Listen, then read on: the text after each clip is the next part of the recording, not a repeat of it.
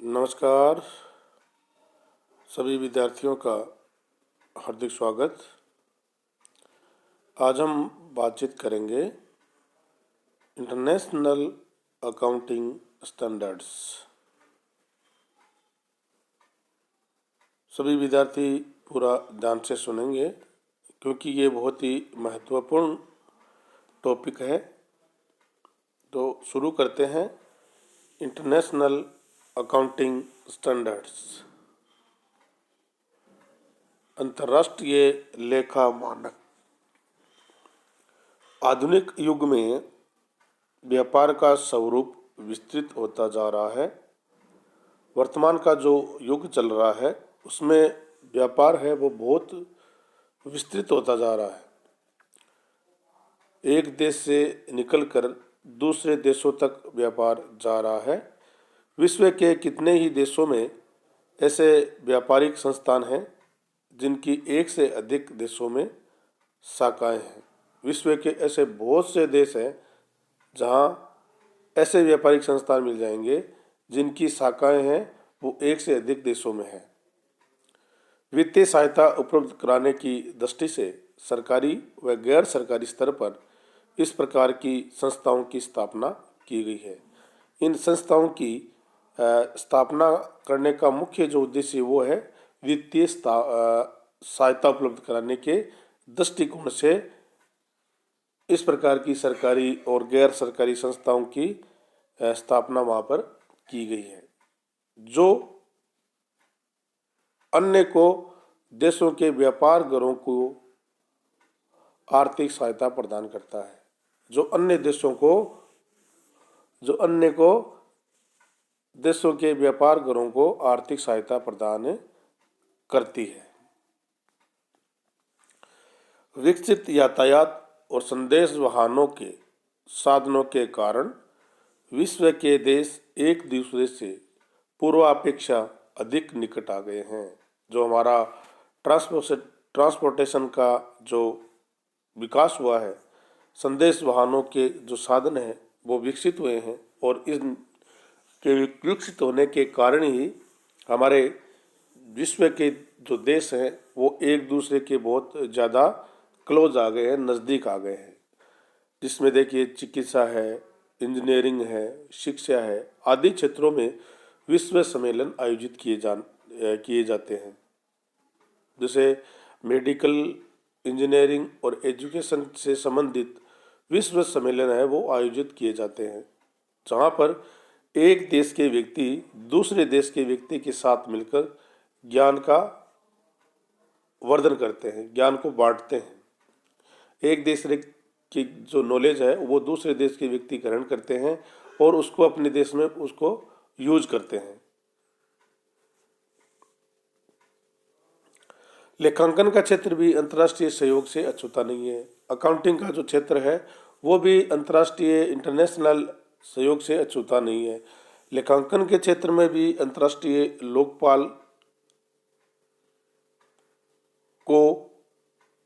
का एक संगठन है, लोकपालकों का एक संगठन है जो समय समय पर अंतर्राष्ट्रीय सम्मेलन आयोजित कर लेखांकन से संबंधित विषयों पर विचार करता है,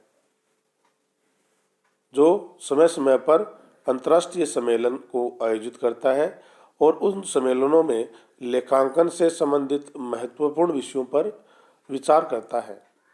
यहाँ ये कहना, ये स्पष्ट करना सामयिकी है कि अंतर्राष्ट्रीय लेखापालकों के सिडनी में आयोजित 10वें सम्मेलन में अंतर्राष्ट्रीय स्तर पर लेखांकन में एक रूपता लाने के उद्देश्य से मानक निर्धारणों की आवश्यकता पर बल दिया गया। ये बहुत ही महत्वपूर्ण बात है कि अंतर्राष्ट्रीय लेखापालकों के जो 10वां सम्मेलन हुआ था सिडनी में, उसमें अंतर्राष्ट्रीय स्तर पर अकाउंटिंग में एक रूपता लाने के उद्देश्य से मानकों का निर्धारण करने की आवश्यकता पर बल दिया गया था। उसमें ये डिसाइड किया गया कि हमें अकाउंटिंग में एक रूपता लेनी है और उसके लिए हमें स्टैंडर्ड का निर्धारण करना होगा। उनकी आवश्यकता पर जोर दिया गया था और इसी उद्देश्य को लेकर 26 जून 1973 में अंतर्राष्ट्रीय लेखा मानक समिति की स्थापना की गई। ये डेट आप याद रखिए, 16 जून 1973 को अंतर्राष्ट्रीय लेखा मानक समिति की स्थापना की गई और इस समिति की स्थापना के समय 9 देशों के लेखांकन से संबंध रखने वाले 16 संस्थाएं स्थापन सदस्य इसके बने। इस देश जो हुआ था सम्मेलन, और उस सम्मेलन ने उद्देश्य को ध्यान में रखकर 26 जून 1973 को अंतर्राष्ट्रीय लेखा मानक समिति की स्थापना की और इस समिति की स्थापना के समय 9 देशों के लेखांकन से संबंध रखने वाले 16 संस्थाएं स्थापन सदस्य इसके बने और इसी समिति के सदस्यों की संख्या धीरे धीरे बढ़ रही है। भारत की चार्टेड अकाउंटेंट्स इंस्टीट्यूट और cost and works accountants institute इसी संस्था की सदस्य हैं।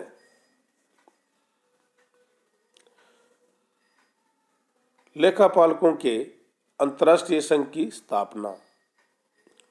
जैसे जैसे लेखांकन का क्षेत्र बढ़ता जा रहा है, इसके कारण लेखापालकों के अंतर्राष्ट्रीय संघ की स्थापना की गई।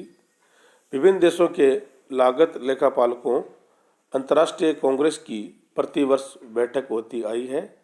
लेखांकन के सिद्धांतों के अंतर्राष्ट्रीयकरण की आवश्यकता सन 1950 के पश्चात जोर पकड़ चुकी थी और 1972 की अंतर्राष्ट्रीय कांग्रेस ने लेखांकन व्यवसाय के लिए एक समन्वय समिति यानी international coordination committee for the accounting profession की स्थापना हुई। उन्होंने एक कोऑर्डिनेशन करने के लिए एक समिति की स्थापना की 1972 में, जिसका नाम अंतर्राष्ट्रीय कांग्रेस ने लेखांकन व्यवसाय के लिए एक अंतर्राष्ट्रीय समन्वय समिति की स्थापना की, international coordination committee for the accounting profession. इससे विश्व स्तर पर सार्वजनिक लेखांकन में समन्वय लाने का काम सौंपा गया। इसके फलस्वरूप सन 1978 में न्यूयॉर्क में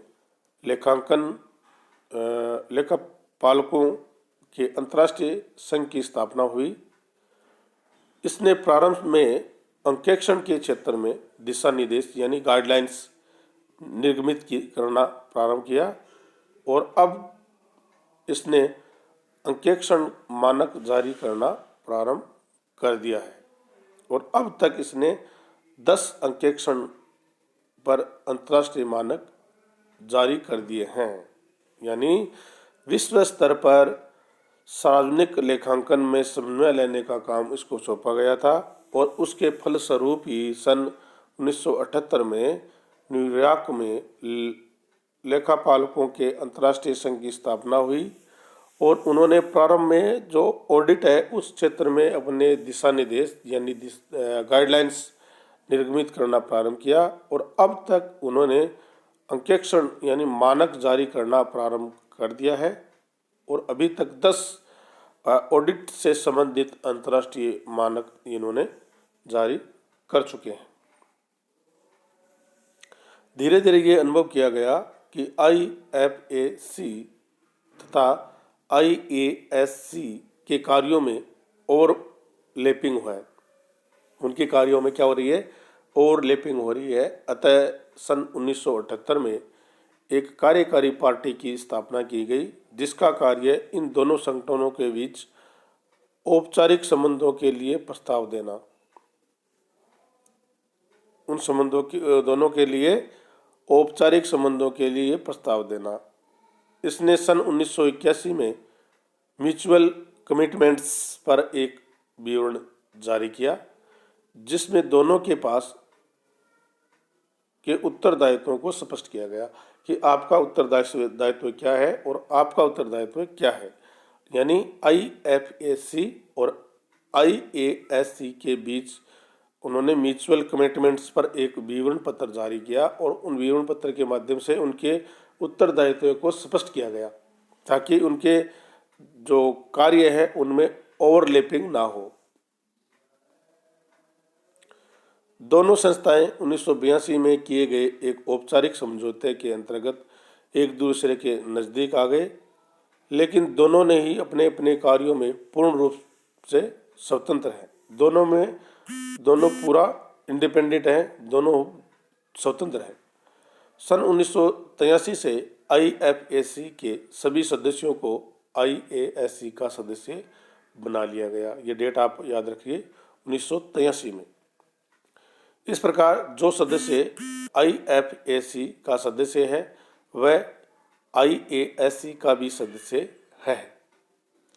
वर्तमान में 87 देशों के 123 सदस्य संस्थान दोनों ही संस्था के सदस्य हैं। वर्तमान में जो 87 देश है उनके 123 सदस्य दोनों ही संस्थाओं के सदस्य हैं।